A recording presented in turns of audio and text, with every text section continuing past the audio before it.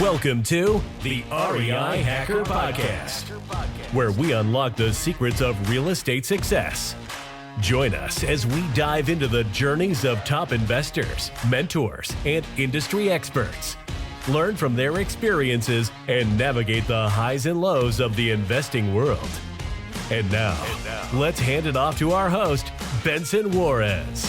Welcome, everybody. Thank you so much for being here on this edition of the REI Hacker Podcast. My special guest today is Frank Iglesias. He is an investor. He is an entrepreneur. He's a musician. He's been in the business for over 15 years. He does some mentoring, some coaching, and he happens to have a little break in his time today to spend with us to share some of his background, his success stories, and some advice for anybody who's looking to come up in the real estate business. So, Frank, thank you so much for being here. I really appreciate you taking time out of your busy schedule to help us, level up our businesses in the real estate investing game. No, I appreciate you having me, Benson. Thank you so much. You're welcome. And so you were just telling me that you're originally, your background is from Puerto Rico. And we were talking about, whether or not we speak Spanish. I happen to have a Latin descent. My father's family is from Mexico. I didn't get any Spanish speaking. Whenever Spanish was spoken, I either knew I was in trouble or it was close to Christmas. So how has, having that background helped you through your business? And then I wanted to help, talk about like where you came from, how you came up in the business and then some things that have worked for you. But the Spanish speaking thing is really popular right now. And there's, a lot more Spanish speaking people in America these days. And has it been an asset for you in your business? It has been, and it's even the Spanish community getting involved in real estate, because right, like a lot of them are in the construction field. And so we've been flipping since day one. And we got into new construction a few years ago. So we've always been intermingling with Spanish tradespeople. But what I've noticed that was really interesting, there's like a pro and a con. Like the pro is, of course, you can communicate with people at their level. And without question, right or wrong, when you meet a trade at a job site and you speak to them in their native language, the barriers generally come down, right? There's just that synergy of, okay, and then we're always saying, where are you from? And they're like, maybe it's Guatemala, Honduras, Mexico, Puerto Rico, wherever, right? All sorts of places. And so there's sort of that initial bond that happens that's really nice. And they love talking about their trade in their native tongue. They're more comfortable with it, and it makes it nice. Now, some of them are very good English speakers, but given the choice, 9 times out of 10, they're going to pick Spanish. And so I go ahead and make it easy for them. And it's been good for me because I've gotten to practice my Spanish, because otherwise I don't always use it. I came from corporate America before I got into real estate. Well, no one was talking Spanish there, everything, right? So it's been good to get reacclimated. But one thing I will tell you is we got to be careful not to stereotype the community of Spanish contractors, because some of those guys have evolved and they actually, I'm not trying to say this, but almost behave a little more Americanized, more domesticated. I don't know if those are the right words, but we were seeing the word assimilated earlier, right? They've taken some steps to fit in more. Exactly. And so they almost behave more like someone native to our culture here in America than their culture where they're from. The Spanish culture in most of these countries is very family oriented. People tend to be very close. That community feeling is super important. And they take that into when we're doing contracting jobs.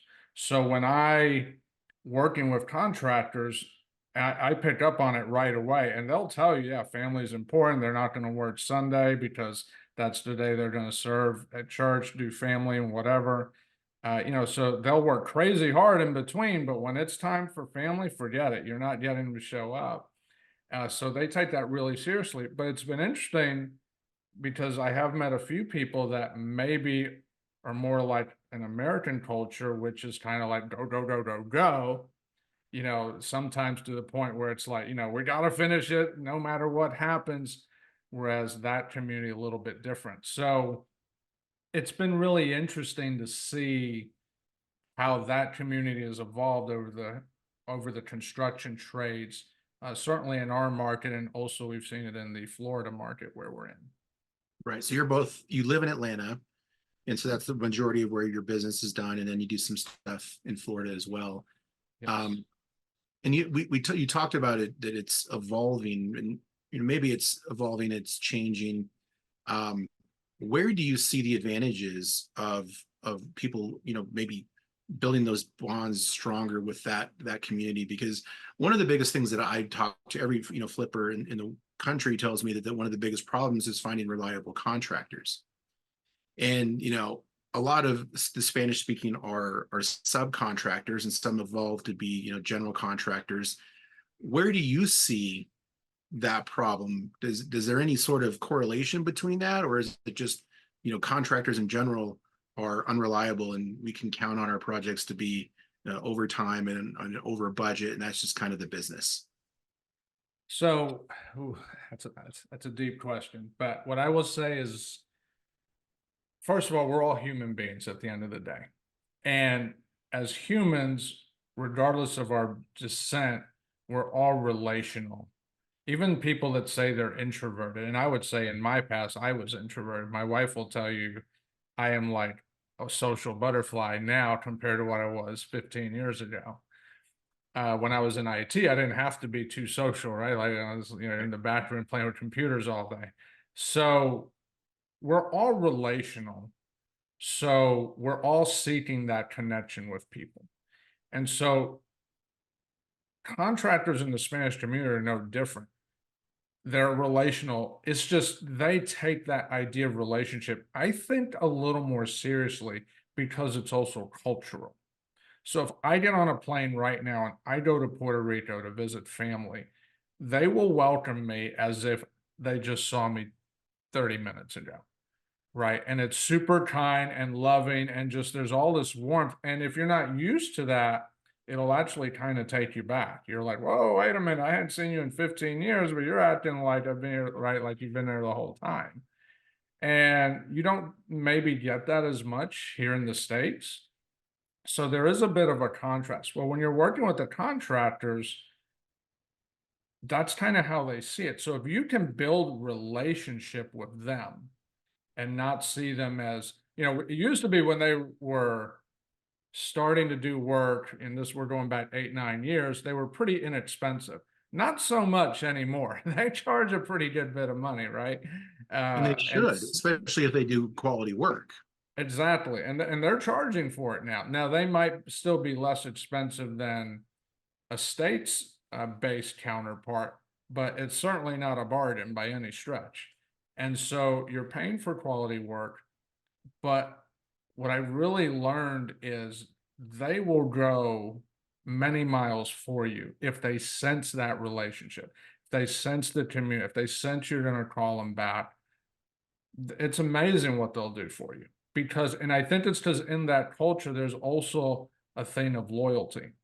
Yeah. Where you see these guys disappear, it's like, hey, I'm going to go do a job site, but tomorrow they're going to dump you for a job that pays 10 cents more an hour, because that is a thing. That was actually a joke in Atlanta that was going on for a while. It's because there was never that community. It was like you're treating them as hey, I'm going to hire you, do a job, I pay you, bye. Mm-hmm. And so without that sense of relational building, because again, to that community, it's real important. I think that's a huge difference. Now, to your other point, that's Frank talking direct to subcontractors. What about a general contractor? Like if I'm an investor and I'm not going to manage it, I want to hire GC to manage it. Well, now I need a GC that's not only very intelligent and good at what they do, and they're good at scheduling, bookkeeping, understand the trades, the codes, and all the things they, in theory, should be good at. I need them to be a very relational person. And I will tell you, that's a whole different skill set. And when you go get your GC license, how to be relational is not really high on the requirement list to get the license. Right. But quite frankly, I think that's one of the most important things to do. I had the opportunity to hear a coaching session from a billionaire last year. And he said 3 words. It struck me, maybe the most 3 important words I've heard, quite frankly, all my years in business. And it just hit me like a brick. And he's like, business is people. He's like, that's it. Or you could substitute it for businesses, relationships. It's not the widget. It's not the real estate. It's not the flip. It's not the product, the service. It's people. So I had, and it just hit me. I was like, he's right. And he's a billionaire, right? I mean, he's got the plurals to back it up. He's but figured a few things out. Yeah. And it was just so simple. So I've been realizing over recent years, I need to focus not on the deals. I need to focus on the people, and that's a lot of work. And so if I'm going to go hire a GC that's going to manage these people, I need a GC that understands people and they're good at doing people.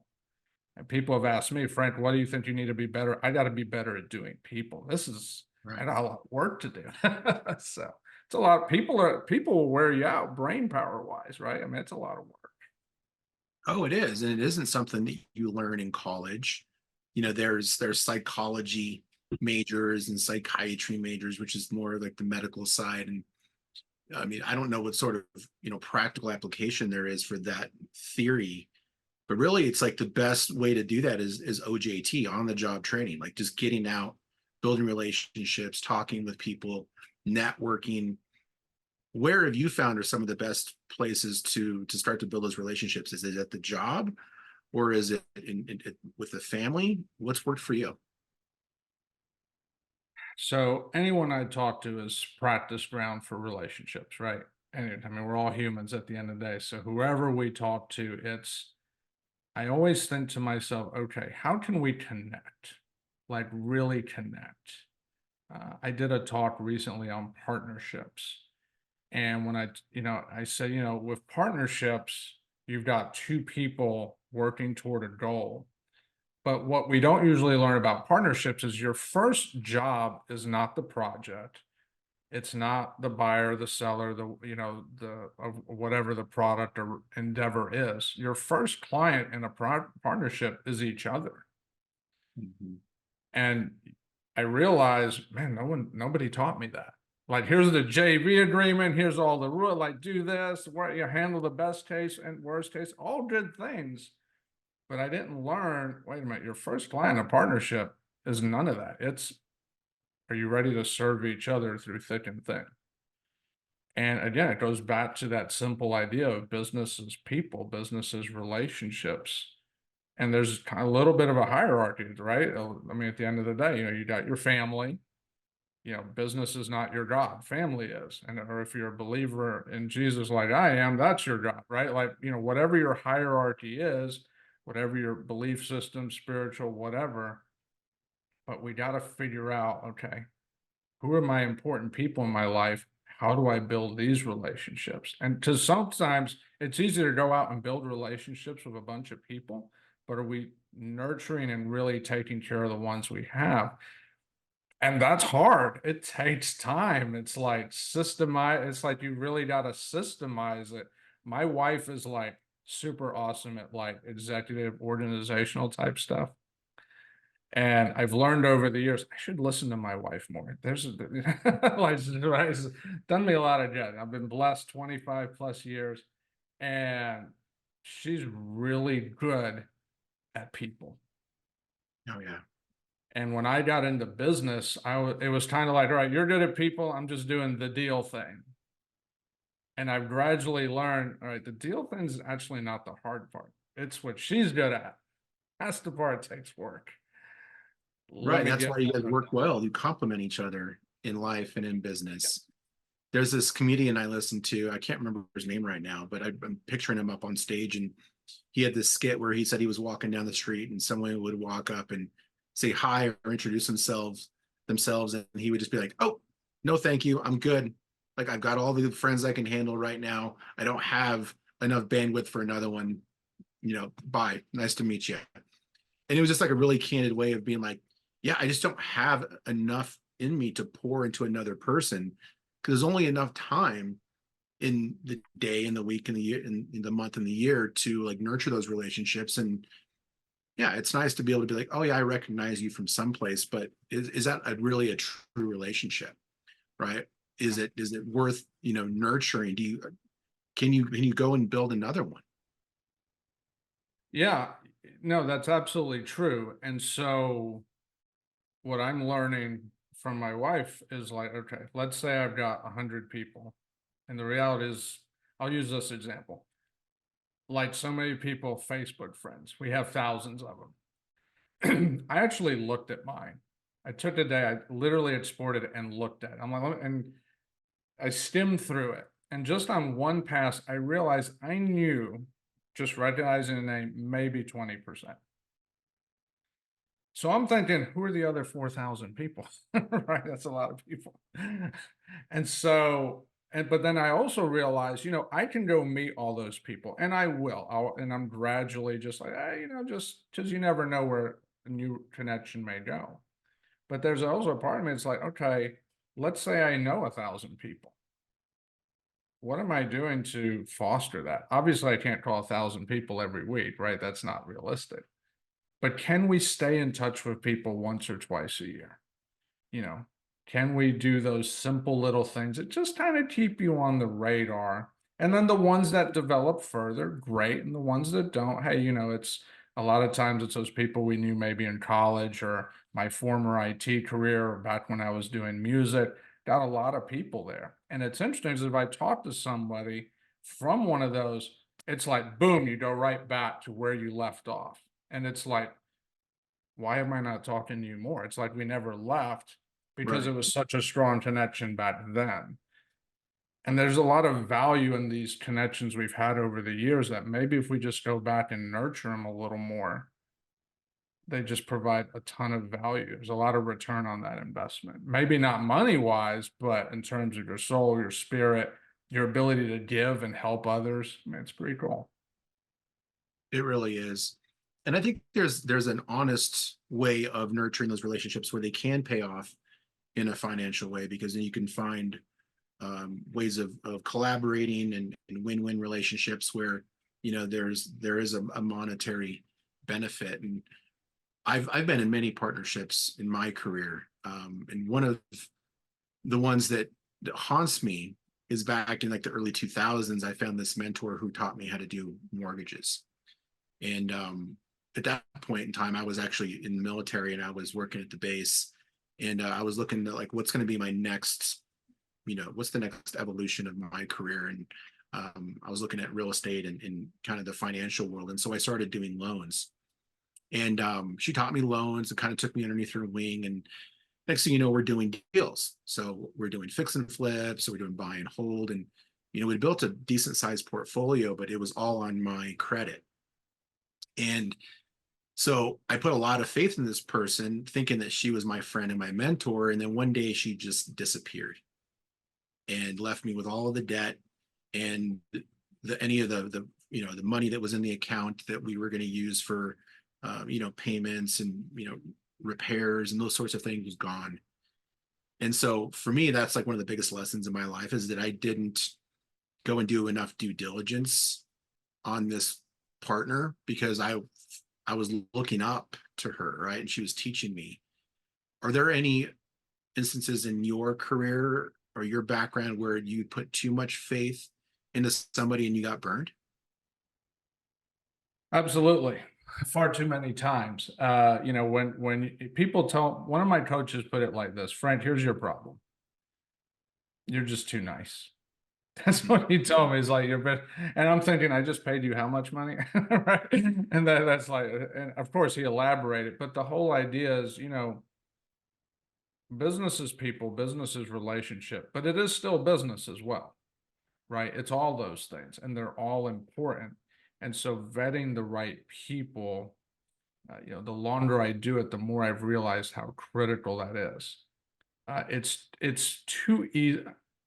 I don't know about today, but for a few years, it was too easy to get deals and create a lot of success in a hurry, which kind of creates this false sense of you got it, right? I'm doing it right. Everything's good, right? Like, I think anybody that's truly been to the mountaintop has been there, where there was a period where it all just flowed. And then bam, something bad happens. And then it's like, right? And now all of a sudden you're in a major cleanup project that you didn't plan for. And so I've learned, yes, we got to vet people. I've had people do what you said. They disappeared, walk away. They were invested in a project, and then mentally they checked out for whatever reason. I've experienced all those things. And the lesson I learned was, and I like the way Eric Thomas, he's a speaker, always says it, is the worst case scenario is not that the worst case scenario happened. It's that we didn't prepare for it. That was the worst case. That's the worst thing that could happen to you, is that you didn't think or prepare for the worst case happening. And I have lived that. And I'm like, yes, amen, brother. I am right there with you on that one. It's so easy to convince yourself you got it without giving proper due diligence. And I don't mean be negative, right? We're not trying to be a pessimist, but give some time to really think through what is the worst case, because it's always a little worse than you think it's going to be, or maybe a lot worse, who knows? But, what is the worst case? And just make sure you've thought about it a little bit before you go into that relationship, into that partnership, into that deal, into all that. Just really think that through. Can you, and, if you're partnering with someone, that's, by the way, a great way to vet them, is have that conversation. For the love of God, don't do it over text of email, right? Like in person, have that, or at least Zoom, and get that feel and see, okay, and then you see where that goes. Because it's easy to say you're committed when there's no stress. And when I gave my talk, I said, but when your feet are on fire and the walls are falling down on you, do you still have that same level of commitment, no excuses, whatever it takes, however long it takes? Are you still that same person? Everyone's at a different place. So. Yeah, it's a true test of people's ability to overcome adversity. And, I was talking with a student recently, and she's overcoming a bunch of things in her life right now. But what we're trying to build for her is what is her why? Like, does she have a strong enough why to help push her through all those obstacles that are eventually going to present themselves? And it stopped her in the past. What is it that drives you? Like, what is your strong why for why you've gone 15 years through the ups and downs of real estate investing, coming from an IT background and getting completely bored with it and just looking for a new adventure, and now new construction, and now going and teaching people? Like, what is it that drives you? Yeah, so to answer that question, first I want to say I like the way you said, when those obstacles eventually come, because they do. They absolutely do. And, nothing you're going to do is to prevent it, right? All the plan in the world won't prevent it. But, a few years ago, I spent some time answering that question. And at the time, the answer to that question was, I only want to do things where my time feels valued. And what I realized at that point was I was doing deals in places and environments where time was not valued. And, just the environment where the deal was located, how people acted in those environments, it just wasn't a place where time was valued by all the parties. Is that good or bad? It just, that's for everyone to decide for themselves. But for me, I felt like time was not valued appropriately. So I realized I needed to shift. And what that did was that began an evolution of, well, what is really going to be my why? And I didn't answer that question in one sitting. That's what it was then, but I knew that wasn't a final destination. It was just a spot in my evolution. So today, I still carry that. I only want to operate environments where time is valued. And there are specific areas in the real estate world where if I go do a deal there, it's not an environment that's conducive to the value of time. It's just not. And that's okay. It might be great for someone else. It's just not great for me. But now, in addition to that, I'm like, I want to do things. I'm 50 years old, so I'm not the teenager anymore, right? And so I've been around long enough to be like, I need my time to count, and I really want to make sure I'm experiencing life. Because what I realize now is, what do we remember? We don't remember thousands of things that happen with these real estate projects, but I do remember the experiences, which again takes me back to who do I want to surround myself with, so that those experiences can be maxed out every day, if at all possible. And so to me, it's about what kind of experiences can I have? If I have coaches, and I do, who are the coaches that are guiding me toward making sure, hey, Frank, there's an experience.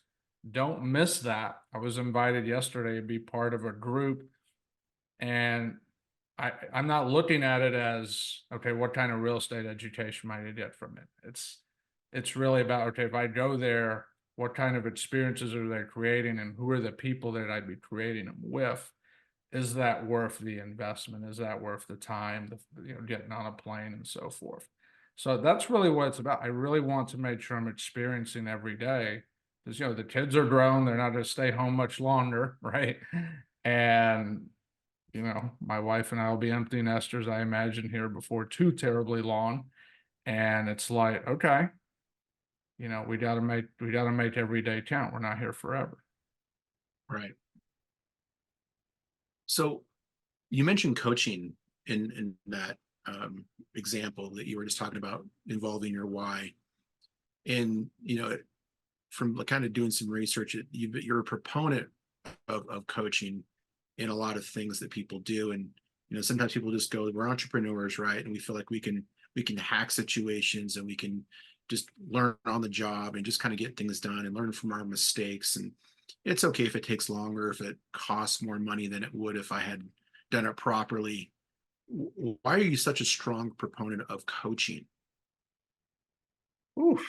Yeah. So, because I know firsthand how much it costs when you don't have it. And it cost us a lot. I'm still not sure I know the exact number, but it's a lot. And what I realized was, in my earlier days, I did like everyone else. You started with Rich Dad, Poor Dad seminar one day, right, way back.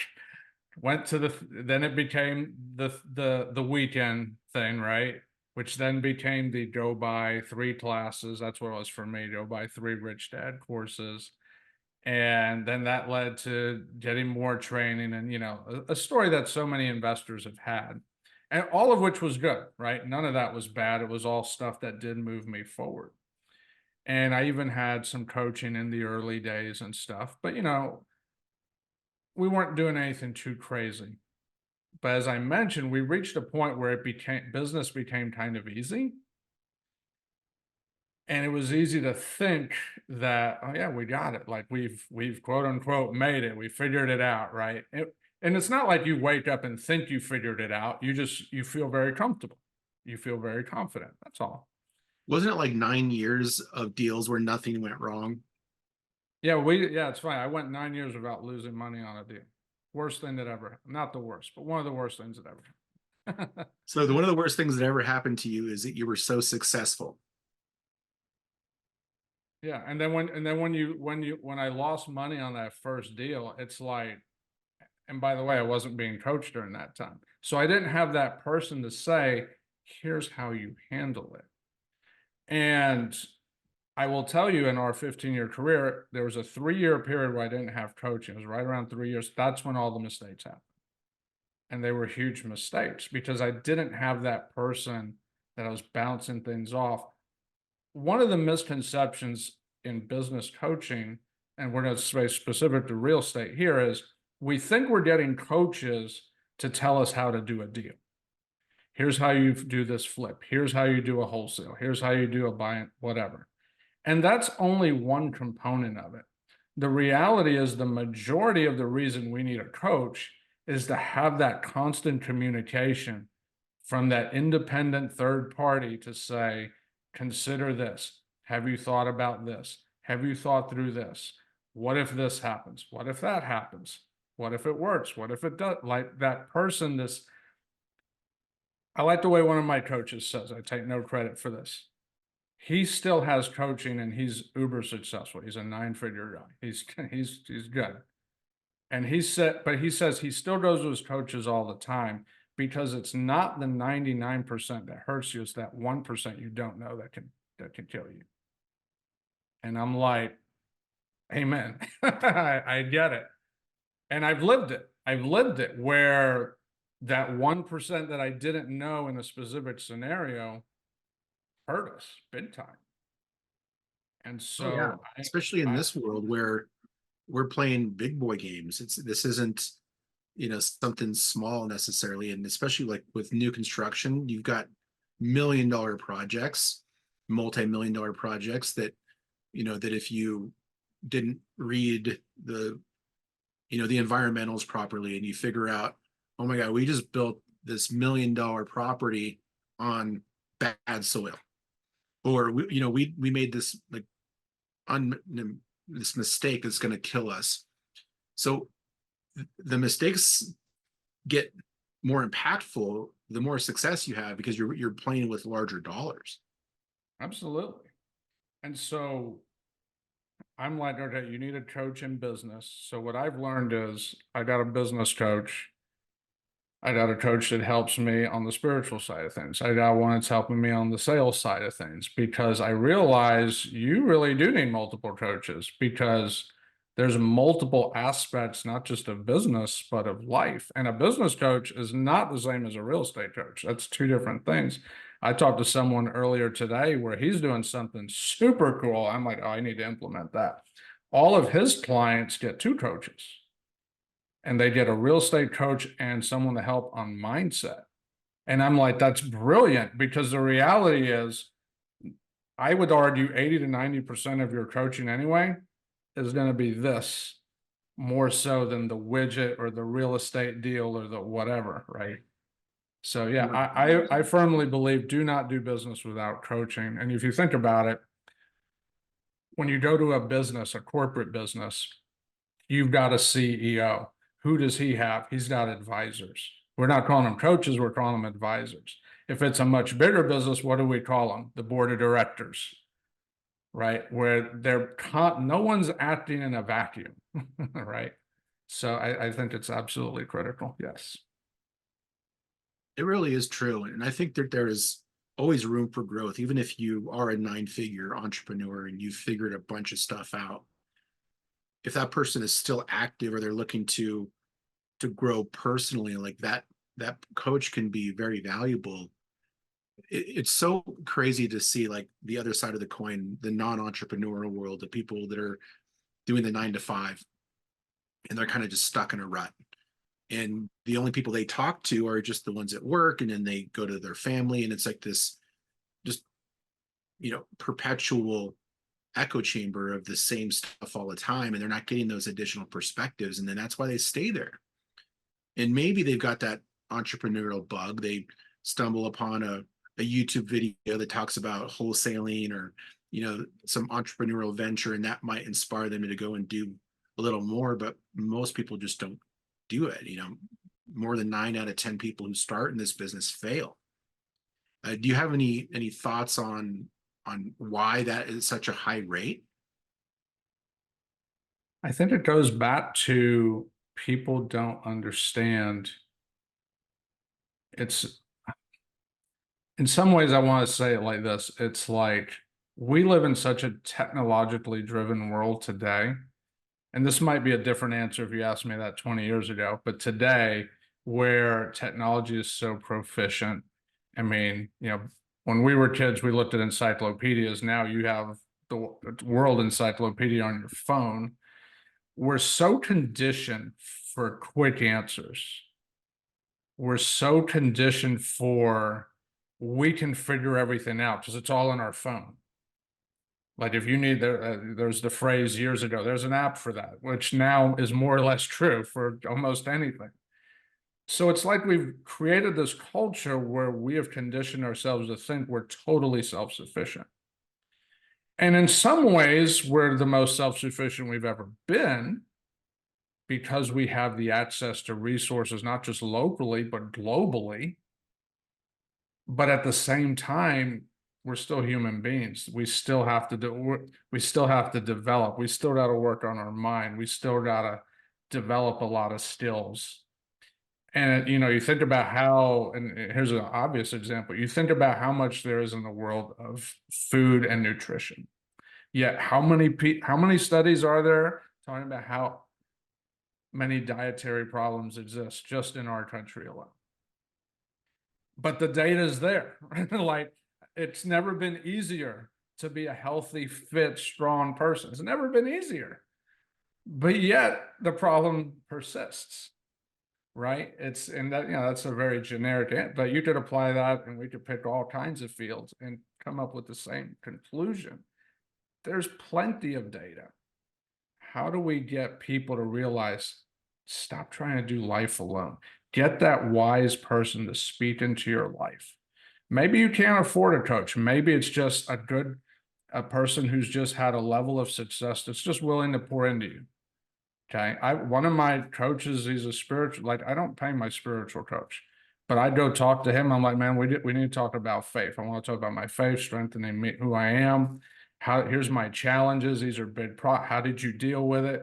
My business coach, yeah, I'm going to pay him, but my spiritual coach, but I get tremendous value out of him the same way, because it's like, okay, I got to make sure I'm grounded, right? My focus is right. My belief system is right as best as it can be. And today, I think people just need to, we're conditioned to be independent, but really I think everybody needs that person that can pour into them to bounce those ideas off of constantly. I'll conclude that thought with this. We all know Michael Jordan, right? Best basketball player. Some people say LeBron. That's not the point. The point being, I grew up in the Jordan era, right? I still got the jersey. But one thing he always talked about that I thought was cool was, even when he was super successful, up until the day he got killed, who did he always go to? He went to his dad. He's like, you're the number one basketball. You've won 3 championships and whatever it was, the timing. But when he had a question, he'll always say, man, I always called my father. I always just went to dad, and let's just talk about everything. We all need that person that we can just go talk to, and whether it's life, business, fitness, whatever, we need that. We just do. We're people. At the end of the day, as smart as we are, we're still people. We are. And you mentioned earlier that, you think that 80 to 90% of success in business has to do with what's up here. And so do you think that just those conversations, even if it's outside of a therapist, like a professional therapist, or paying a coach or a mentor to help you with mindset, just talking to people in your life and having those open conversations about, how you felt that day and what were your wins? What were your failures? Do you think that alone would help with the success of people who are really pushing hard in this world? I think as long as there's people that are at a higher level of success than them. If you're having those conversations with people that have not attained it, great example. Many years ago, I went to a wholesaling class for Rich Dad, Poor Dad. We're going back 12, 13 years. And everybody's rah, super excited. And then at the end of that class, let's get all the Atlanta people together. Okay, great. And there was probably, 20, 25 people. I can tell you for a fact, out of all of those people, only one stayed in real estate more than a year or two. And so the point being, when you surround yourself with people that are excited, but also don't have that successful person guiding you, you'll be excited for a while, and you'll even be accountability partners. But then when something eventually makes it just fall off, and it happens all the time, we need someone playing the game at a higher level than us. Whatever if it's business, it's, someone obviously have some financial success. If it's spiritual, someone that's going to be in a much more mature place. They've seen life. They've been around the block. Like my spiritual mentor, he's been around, he's got 25 years on me, right? So he's been around a little longer. So someone that has played the game and is still playing the game at a higher level than us. Because otherwise, it's just two people excited to get together. And you'll feel good in the moment, but that may not progress. I mean, I'm not going to say it won't progress you, because they might offer you a perspective that makes you go, oh, I didn't think of that. So it could be helpful. But if it's going to be someone you call a coach, you want to be someone that has been there, done that, for, to use a cliche phrase. And they've seen a higher mountaintop. They've seen a few more valleys, and they can pour into you. Lift you up when it's going great, but then when you're in the valley, they're like, don't worry, the sun's going to shine tomorrow. You're going to be good. Hang in there. And here's what you do until then.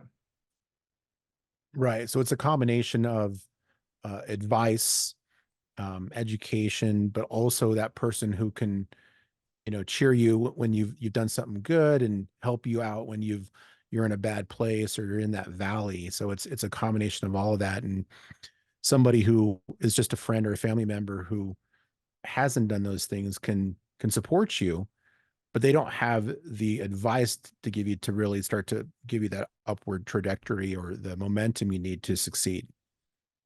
Correct. Yeah, I mean, we all have family members we love and care for, but can they really push you ahead? Well, we all know, we've all experienced, especially if you're in real estate, really any business, right? You go out and you're the entrepreneur and everyone else is 9 to 5. Not everyone's going to want to be your cheerleader, right? Because, and we all know the story, right? Some of those people would love to do it, but they don't have the confidence, maybe the backing, whatever it is, to do it. And, not everybody perhaps is as supportive as you think they're going to be. Right. So it depends. So for coaching, yeah, we want people that have played the game again at a much higher level. And the beautiful thing about that is they're going to see beautiful, amazing things in us that we don't always see. One of my coaches once told me this. They're like, Frank, you just need more confidence. And I don't know why you don't have it, because you have everything you need. He's like, you have a confidence problem, and I don't know why. And just the way he worded it was like, I don't know either. But if the guy who's been there saying, why in the world do you have a confidence problem, right? Because it came from him, you're like, okay, well, why do I have a confidence problem? Is there really a reason? Is there any? It just causes you to question yourself, because sometimes our beliefs need to be questioned, and we need to be the one questioning our beliefs. Another one of my coaches said this. He's like, you can't outrun your beliefs. So if you ever have a limiting belief, stop and question, is there validity to this belief? Is there validity to it? Because a lot of times there's not, hence the limitation. Right. We've all got that in us at some level, those limiting beliefs. And, I've been working hard for decades to try to overcome those things, and it rears its ugly head at one point or another, and sometimes you don't see it because you're not pushing yourself. So if you're just comfortable where you're at and you're not really trying new things or doing more challenging projects or putting yourselves in uncomfortable positions, then you won't see that thing. And that for a lot of people, that's great.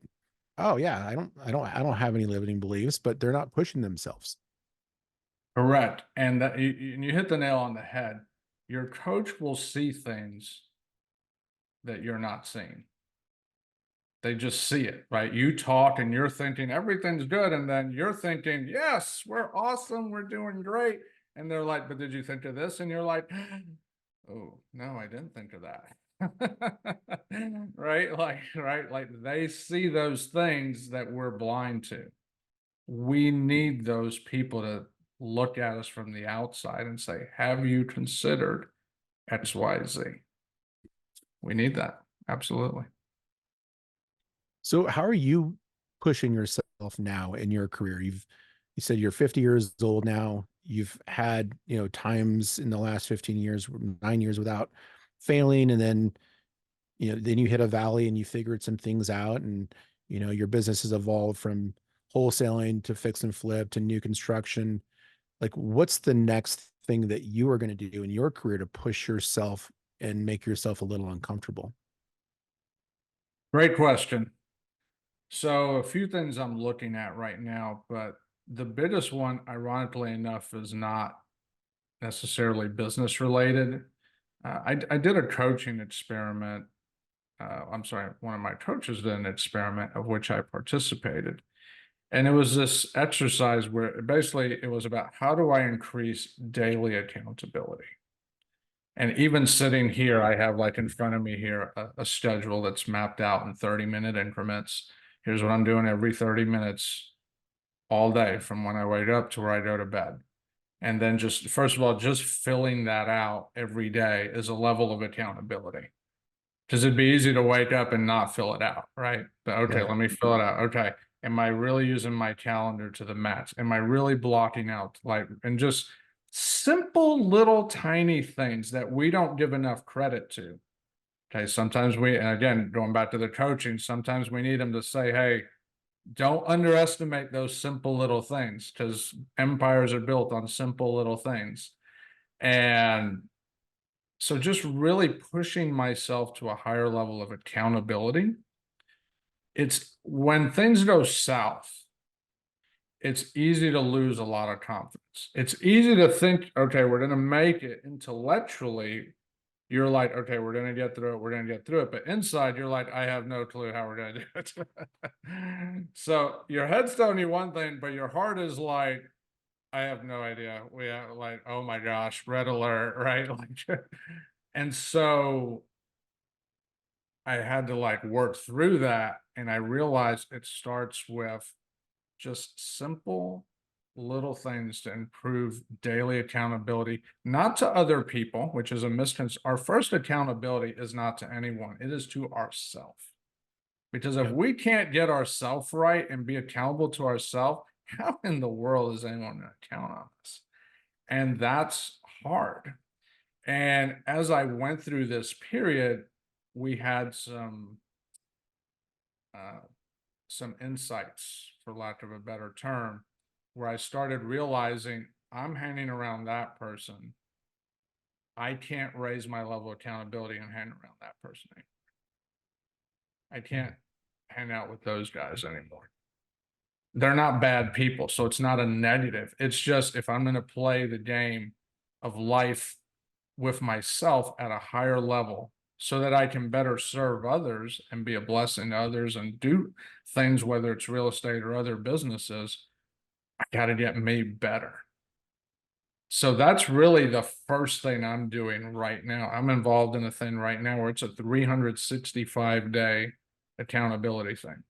Every day, I got to spend about 15 minutes on something every day, part of what they're teaching, 365 days.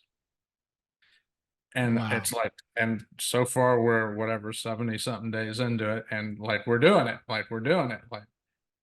But an amazing thing is happening as that gets better. I get better clarity, better distinctions, can make better choices on relationships. I'm really focusing a lot on, again, just self and people. And the more I do that, what I'm finding is the business, I don't want to say it starts taking care of itself, but it almost kind of does. You start seeing doors open that maybe wouldn't have opened. You see doors open that you wouldn't have even looked to know there was a door there. And opportunity truly is all around us, but it really starts with getting myself. For the best way to sum it up is for several years in real estate, really the majority of my real estate career, I was a deal guy. It was always about the deal. And I've shifted away from that. So it's like, all right, business, let's get me right. Let's get people right to the best of my ability today. That's the biggest shift right there. As far as deals, I just we've done all these kinds of deals. We're looking at, maybe we'll dive into some multifamily. Maybe we'll, a lot of people say, man, I want to do big projects. I want to fix and flip. We've done all that. And now we're kind of like, no, I kind of like the wholesale. And it's a lot less work. Yeah, I've seen that before too. People kind of going back to, what's simple. And, once you find the deal and you can make a little bit of money, and, maybe not as much as you would make on a flip or, some new construction, but you'll have your hair. It won't be gray, and you'll avoid some of those big mistakes that catch a lot of people up, and where you've heard the stories of one and done. Like I did that big deal and it ruined me. Right. Yeah. So now you're in this new kind of place where, you're just kind of fine tuning, yourself to have that roll down into your business. Well, People and I that are joke- watching this are going to be very interested in like what you're up to. Like, where can people find you if they want to, maybe connect or find some ways of doing some collaboration or working with you? Yeah. So I'm easy to find. And by the way, about the gray hair, I tell people there's specific addresses assigned to the gray hairs, specific locations. But no, I'm pretty easy to find. I'm all over social media. Like if you Google my name, I'll come up on all, Facebook, Instagram, LinkedIn, TikTok. I even got on Twitter again, just because we'll see where that goes. Yeah. And so we're on all those channels, and YouTube as well. I've got a channel. But I like when people call. And if I don't pick up, or some of my team doesn't pick up, just leave a voicemail. I know it's like weird today, but it's like, really, leave a voicemail. We do check them. We do call back. My number is 678-408-2228. That's our phone number. And again, to us, it's about, hey, let's do people. It's hard, and I'll be honest, it's hard to get excited when someone reaches out and it's just a text message, because you get so many. Right. Or I get 50 to 100 emails a day from wholesalers, and I'm like, I have no idea who they are. So what I do is, if I can actually talk to them, to some of them I can never get on the phone, or they don't give you a number or anything. You're like, no idea. There's no name in the email. But what I actually do is, if a wholesaler reaches out and we actually have a conversation, I always invite them to a Zoom like this. I'm like, let's have a chat. And once we have really connected eye to eye, I actually take them and I put them in a separate subfolder. And those are the deals I look at, because I'm like, okay, I know who that person is. So I will look at their deals and I'll communicate. Because otherwise, you could sit there and look at 50 deals a day and you don't even know you're talking. You don't know if they have it under contract. You don't know anything, right? It's just an email or text messaging. So I'm big on phone. I'm big on Zoom. I've just learned I don't want to be about the deal anymore. I want to be about, are we a fit to work with each other? And if we're not, that's okay too, right? It doesn't mean good or bad. Everyone's not meant to be a fit for everyone. Oh, for sure. And it's also too, like, if they're not going to put the effort in to reach out and have a conversation with you, why should you put the effort into them? And really, they're the ones that are asking something from you, right? It's not the other way around. So they should definitely put that time and effort in. I tell people that all the time with regards to wholesaling. It's really about the relationship. You could have a buyer's list of 10,000 people and you could blast the best deal out there, 30% of ARV, and it's just like this amazing deal, but no one's going to see it if they don't know who you are. If they haven't taken the time to build a relationship with you, a potential buyer, then there's 90% chance that you're never going to see it, because they didn't take the chance to build the relationship. Well, you use the phrase buyer's list, and that is how I learned these numbers, because we actually reached out to all of ours. And I'll never forget it. 60% we never got a hold of. We sent out a search party, just didn't work out. But the 40% we got a hold of, 90% within 4 years were gone from the business. The majority within 1 or 2. Right. And if it was wholesalers specifically, 6 to 12 months, they're gone. And so I like the way you said it is they really need us. They got to put the effort in. And all I'm asking for is let's have a real conversation so that we have the opportunity to hopefully be a value add to you, and to value this relationship. I know I can bring value to investors. So all I ask for is, if you're serious, let's hop on a call. Let's have that real conversation. Because if I'm just someone to send a deal to, you probably won't be here in 6 to 12 months. Yep. Well, Frank, I'm really we got a chance to meet. I'm really happy we got a chance to meet. Likewise. You've definitely given us a lot of valuable insight and stories from your past, and I'm just grateful you spent the time. And I have a feeling that we're going to continue having a conversation. I hope we can maybe do some business together. But I really enjoyed our time today, and I appreciate you taking the time out of your schedule to share some of your background and your stories with us. It's been a pleasure.